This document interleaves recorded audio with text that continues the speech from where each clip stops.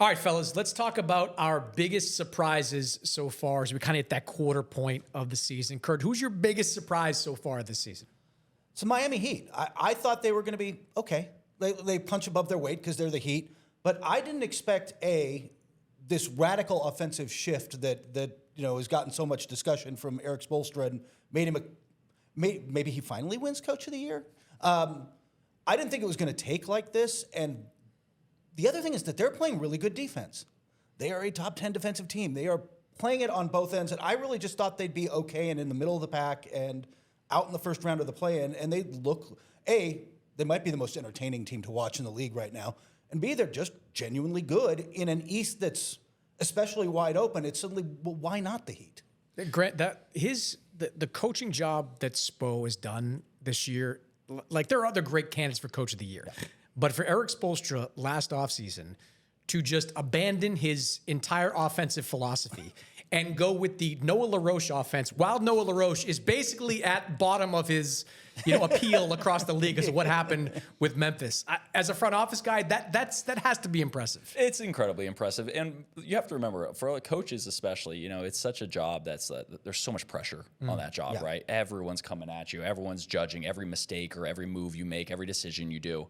And to be able to switch it up like that, to have the confidence to do that while being named Team USA head coach, it just shows how good of a coach he is. He's always been one of the best coaches in the league since he even started out. And for me, I look at him the same way, like Greg Popovich did the same thing with San Antonio. That was one of the most boring offenses in the league. And then all of a sudden they're like, oh, look at the beauty of passing that the San Antonio Spurs are showing.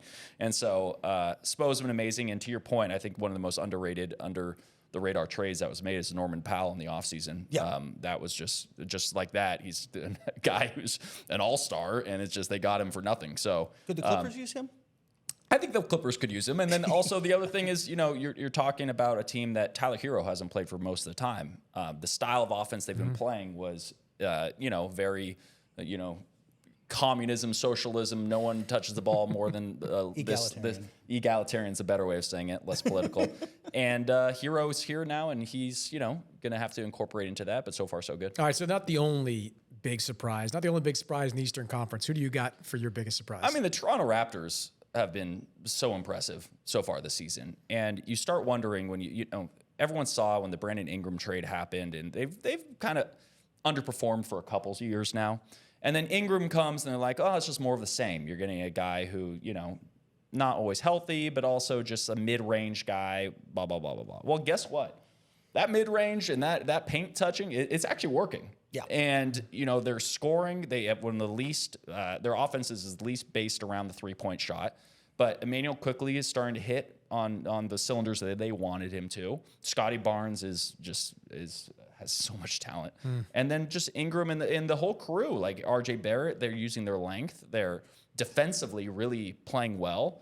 I'm just so impressed with how hard they've played. Now, keep in mind, their main three players have been healthy for most of the season so far, or all of the season so far.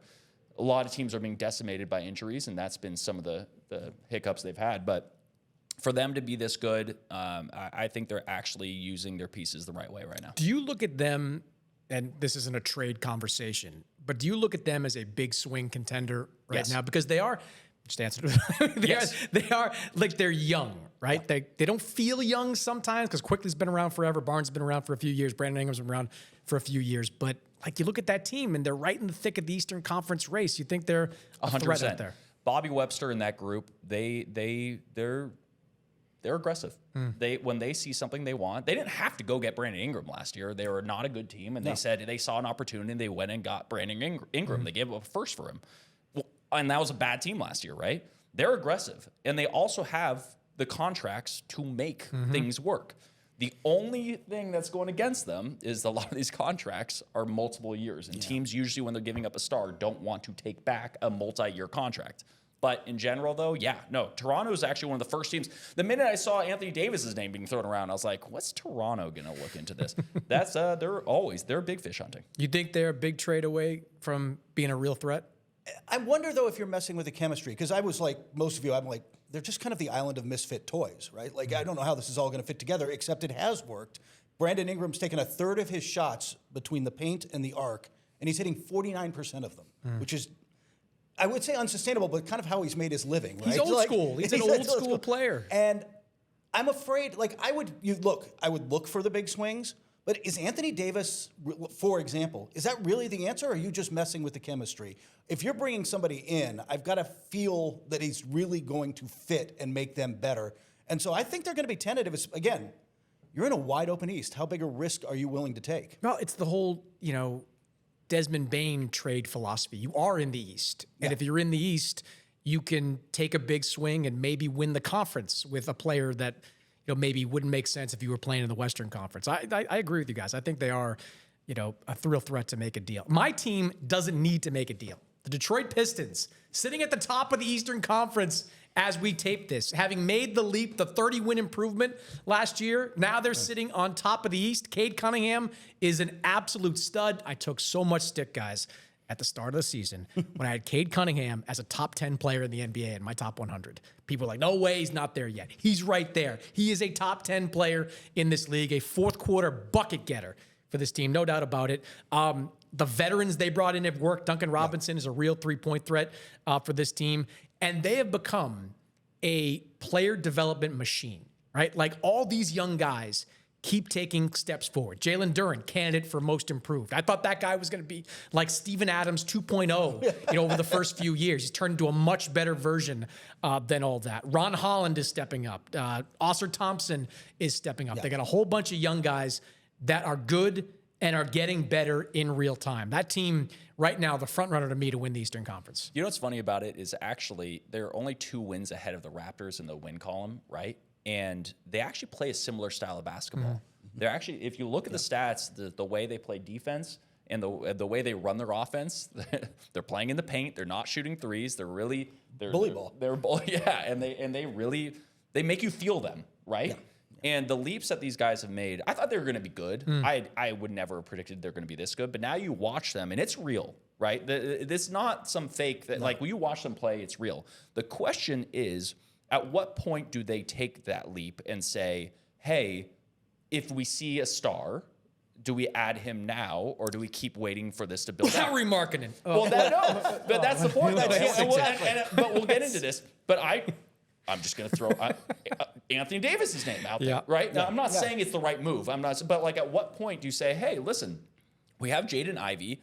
We don't technically need him right now.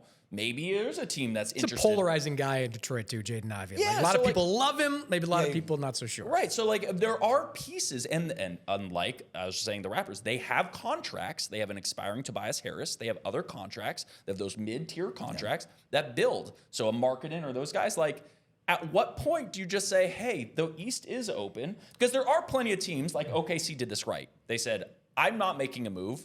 I'm literally just going to keep building. They could have made a move 2 years ago, and they didn't. They stood pat and went. So I'm not telling them they have to, but like, I wouldn't sleep on the Detroit Pistons for getting in there too. Well, Kurt, they in a way they should, because like if I'm looking at the one weakness in the playoffs, is they're not deep on 3-point shooters. Like Duncan Robinson is kind of the guy in that mix. They're in the bottom of the league in terms of 3-pointers made. Now they're in good company. Like the Lakers are at the bottom, the Rockets are at the bottom, so it's not like that's a terrible place to be.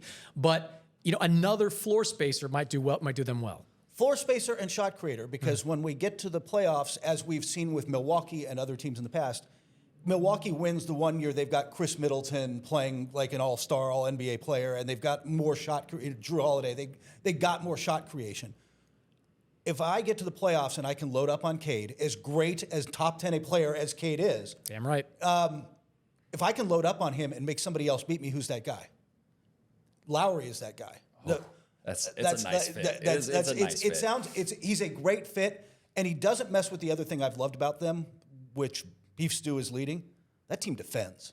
That's where they use that physicality. They are a very good defensive team, and that's going to carry them deep in the playoffs. Yeah, usually when a guy's playing for a bad team and he's on a big contract, you start having some hesitations. For Lowry, you go like, all right, he's on a team, he gets as many shots. The way that guy plays, I have no concerns about him going to a team and producing. Fits everywhere. Like Will Hardy was telling me this the other day. Yeah. Like any way you want to play, he fits. And there is not a team in the league that would not be significantly better with Lauri Markkinen. There are teams that if you put, I'm I'm using his name again. Anthony Davis, I wouldn't necessarily. There's a few teams that's just not the perfect fit for them. Larry Markkinen makes every team better. It's crazy how that works. Now, could you argue that contract may not end up being favorable in the end? I don't know. Maybe. What do you have to give up? You know, the Ainges like a lot to move anybody. So I don't know all that. All I'm saying is if there is a perfect fit, like you guys are saying, Larry Markkinen on that team, ooh,